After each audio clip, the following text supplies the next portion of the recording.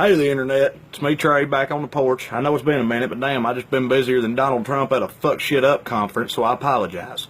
But I wanted to come out here because a lot of people have asked me what I think about Black Lives Matter. Well, put simply, I think that they do. Goddamn.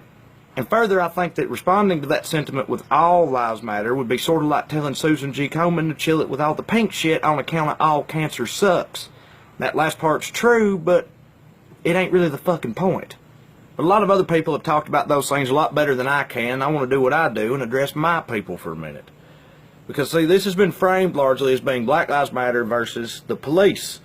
And from what I've seen, rednecks have pretty unanimously been against Black Lives Matter, which is pretty funny to me.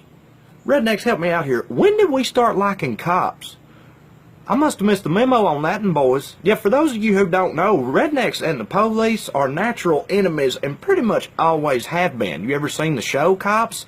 About every other episode takes place in a damn trailer park. And if that ain't enough for you, the single most popular redneck TV show of all time is literally just about two cousin fucking good old boys running from the law in a sweet-ass orange car. You ever see Smokey and the Bandit?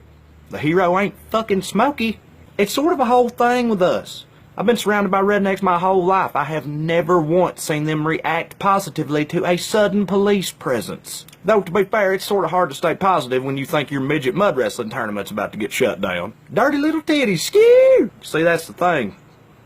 Cops do fuck with rednecks. Always have, probably always will, but we're usually up to some pretty redneck shit. Goddamn, man, what's this country coming to? When a man can't even put a stick of dynamite inside a washing machine with Obama's face painted on the side of it without some pussy calling the law. See, cops and rednecks have a strained relationship because cops typically stand in the way of our shenanigans. But imagine for a second that instead of busting us for trying to sell our food stamps for weed money, they were busting our heads open for resisting arrest. One of our favorite pastimes, by the way. Or they were murdering rednecks in front of kids because we had a gun in the truck. Which we always do. What would we say then? What would the NRA say then? Because rednecks love guns, and if you ask them why, one of the most common answers would be because they need them in the event of oppression from a tyrannical government. But when a group of people who deals with that kind of oppression on a day-to-day basis carries firearms and pays with their lives for it, we're nowhere to be found.